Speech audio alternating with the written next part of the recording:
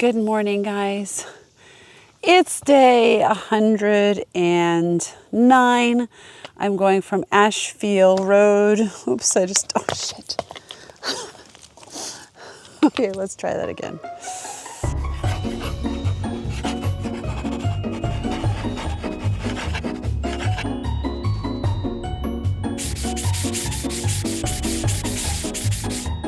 Good morning, guys. It's day 109. I'm going from Ashfield Road to Eckville Shelter, 19.8 miles. I'm doing it southbound because I'm slack packing today. Will is shuttling me. I'm not moving because I stepped right on the trail right into Rocksylvania, and I'm sunshine. And Captain is taking the day off because he is in a lot of pain on his feet.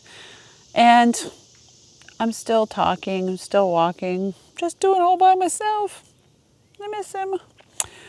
It was 10 o'clock in the morning, I'm getting started because he was going to come, but then he just decided he really needed a zero. So we're going to make the best of this, you and I together, but it's not going to be as fun.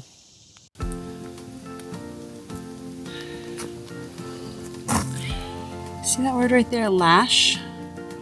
So that's a word that people often use on the trail. Remember, I've spoke about the different terminology. Like when we became full-time travelers, there was a different type of terminology. When we became sailors, different type of terminology. RVers, now that we're hikers as well. And lash means long ass section hike. So when you say to someone, "Are you through hiking?" and they say, "No, I'm lashing," that means that they're doing a big part of a section of the trail. So some of you might be asking yourself, well, if Captain's taking a zero today to heal, why aren't you taking one, Jessica? I'm sore. My feet are sore, just from the rocks and doing consistently high miles. But I don't feel bad or injured like he does. And so what I learned from those 3 days that I took off is that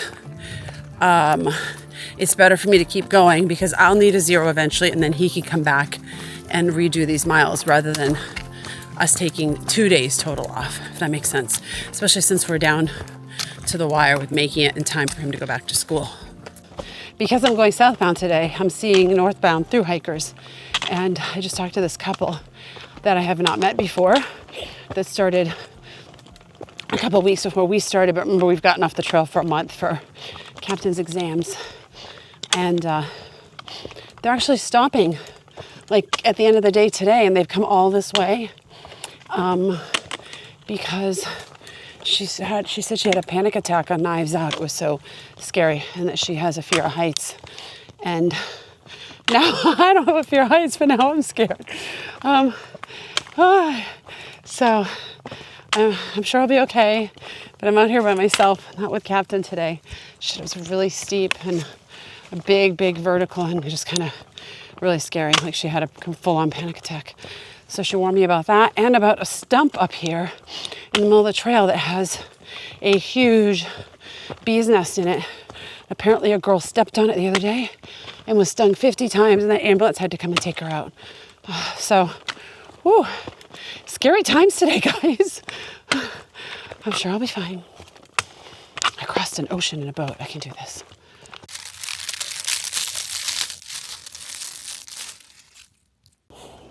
All right, I'm officially convinced now that I'm in Rocksylvania. So let's see how this day goes and see how I feel at the end of it. So far, it's the beginning of the day, so take this with a grain of salt. But I'm liking it. I am slack packing today, but what I like is I take a step on a rock like this and push it on my arch, and it kind of stretches my foot a bit. It gives me a nice little stretch. The rocks are not wet, which makes a huge difference. It hasn't been raining. It's pretty warm. It's 74. I mean, that's not super warm, but it's humid. I'm finding it actually a nice change of pace. I might not after 20 miles in that knife's whatever lookout, but I'll keep you posted. I didn't bring my pole today because a piece of the pole broke, which came in I think it's in the mail today or tomorrow. So you're not getting the view of everything behind me. Just my big old mug right in front of the camera here. So I don't know, maybe because I'm a deep feeler, and because I've set goals, so many in my life, and when I accomplish them, it feels so good, especially the physical ones, that when I hear of people stopping the trail and they've come this far, which is more than halfway, it makes me so sad for them. Like this couple, it's none of my business, to be honest, but I couldn't help but say when she said that's it, they were done. At the end of the day, today, they're done, or I think in Palmerton, they're done. So maybe the end of tomorrow, I don't know. I think that might be the end of today. I said, well, maybe you just need a day off. Because she just had this panic attack. And yeah, it is none of my business. But they've come so far. And I was like, I don't even know these people. And I'm so proud of them that I was just like, let's go have a coffee and talk about this. And you never know. Like I always, if it's their journey to get off, it's their journey to get off, and that's their path. And who am I to say what they should do? But I was just so like, look how far you've made it. Just take a break. But I've never been in that situation. I might after this knives thing that I'm going to climb. So I don't really know what it's like. I mean, I've been that way in other situations, like with sailing when we crossed. You guys should go watch that vlog. Maybe Will could link it right here. When we crossed from Portugal to the Canary Islands.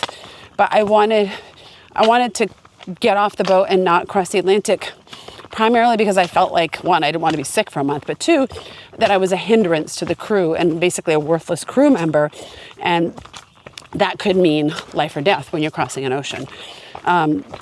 But I haven't felt that way on the hike. I haven't got to a point where I'm like, that's it, I'm done. So I haven't needed to kind of don't quit on a bad day, that kind of whole scenario. I haven't had to exercise that because times I've had to stop are because it's time for a zero for work or school or whatever, or I'm in pain. Like when I had the tendonitis. So I wanted to keep going, and I'm still hiking with that damn tendonitis.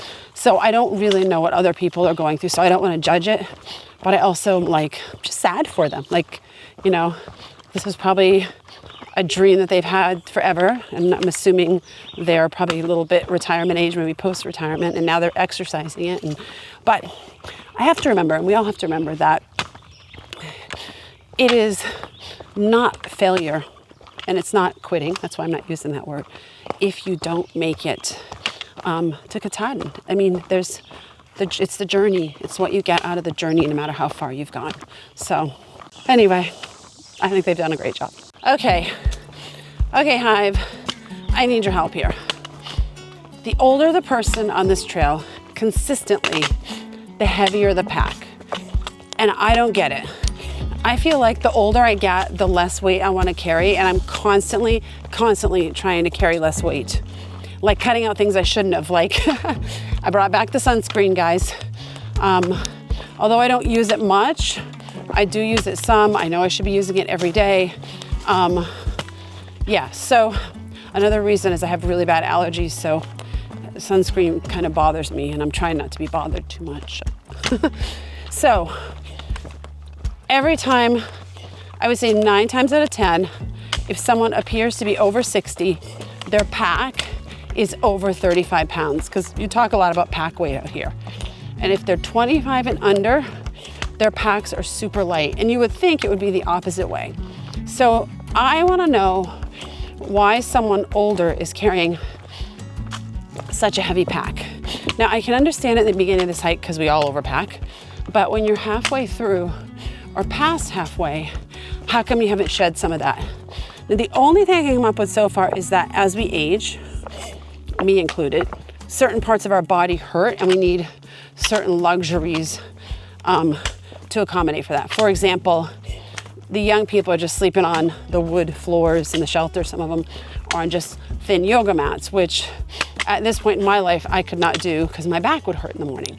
So is there something I'm missing that people over 60 that are carrying because it's a necessity for their level of comfort? And this is not a judgment. I'm genuinely curious about this because it is so hard. It makes such a difference. I mean, they're carrying typically 10 to 15 pounds, 10 pounds more than Captain and I are. And I'm wondering why, because it could make life so much easier if they lighten their load. So give me your thoughts. This is vertical, guys. It doesn't look it. Looks like a flat road, but it's vertical. Thank goodness for these arrows and these signs. I'd be lost out here on boulders for months. But like true Jessica fashion, I packed out enough food to feed the mountain. So here we go. So this is baked oven knob, and I think it's a precursor to knives. I think I'm gonna be okay, guys. All right, let's keep rolling. Got a lot of miles to do today.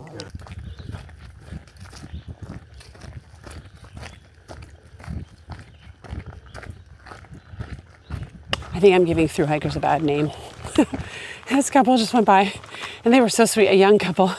They're like, I don't remember what kind of snake they said it was. They said, it's up the trail and it's gonna lift up its head and be like, whatever snakes do.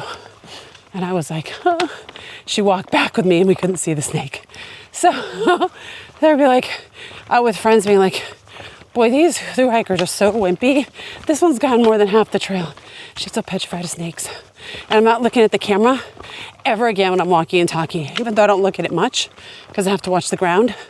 Now I'm only watching the ground. Oh God, I hate snakes. They said the knife's edge isn't that bad and I should be okay. But then if I have to get my butt low to the ground and shimmy down and there's snakes, yeah. Okay, what's the fear of snakes called? I may have it.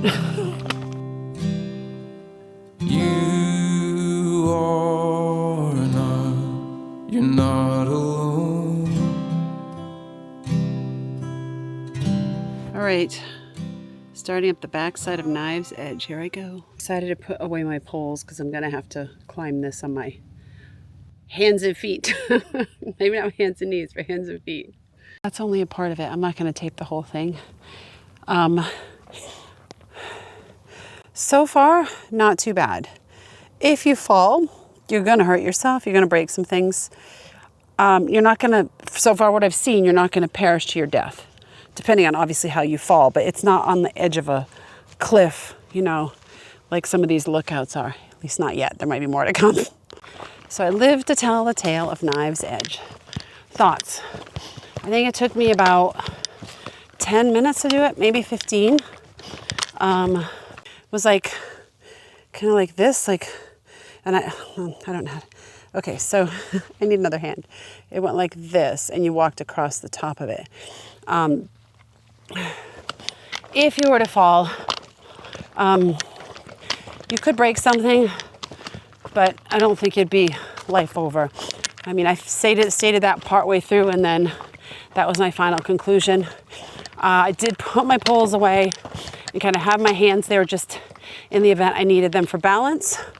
I would not want to do it in the rain. If you do struggle from any type of balance issue or a fear of heights, like the lady that I spoke with, it might be challenging for you. But sometimes, you know, one person's impression of a place can be very different from another. So I didn't find it scary, nor did I find it hard. But again, I don't suffer from fear of heights, so that's completely different. Had I seen a snake dangling from a tree or between some rocks, might have been a different story for me. So yeah, that's my thoughts on Knives Edge. I have gone a total of, I think, 6 miles today. So I've got about 6 or 5 and change. I've got 14 left, and I've got 7.5 hours before dark. So I think I can do it. Call me crazy, but I will take Rocksylvania. I know I'm not showing you the rocks right now, but this is a break in the rocks, over 95-degree heat any day. I'll take Rocksylvania over 95-degree heat going through the fields near, was it Duncannon? I can't even remember where. I'll take rocks over 95-degree heat going straight up. Going down, it just about kills me, the heat, and then combine it with a major climb and I'm ready to die. So I am not complaining about Rocksylvania. I find it quite delightful. Probably the only one that feels that way.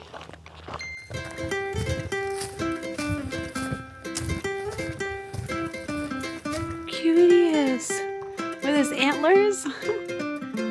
Hi, cutie patootie. Hi. Oh my gosh, you're adorable. Bye. So it hasn't been so bad today, guys. This looks like a bit of a scramble. Oh wow, it goes right up the middle of those rocks too. Whoa, whoa, whoa. Hope there's no snakes up there.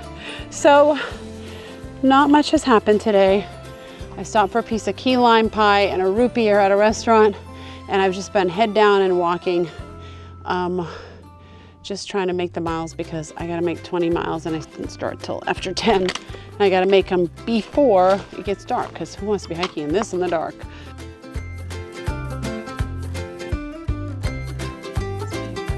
This is like the third time I've seen this on the trail, and now I'm videoing it. Someone is putting thumbtacks, looks like a thumbtack, into leaves and then leaving them along the trail. Does anyone know what that is? Because I am super curious.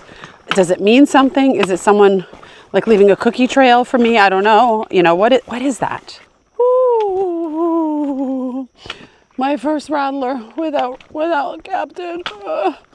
I was on the side. I heard it. I couldn't see it. I don't know what's wrong with me. Why can't I see these snakes? It's right on the side of the trail. And I heard it. And I look over and I don't see it. And then I saw it and I just went way around the trail and got the hell out of there. Okay, almost done.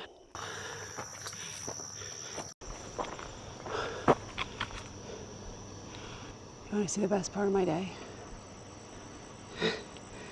Sharper will. And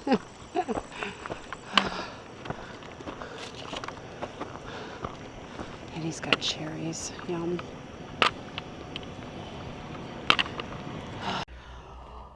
All right, it is.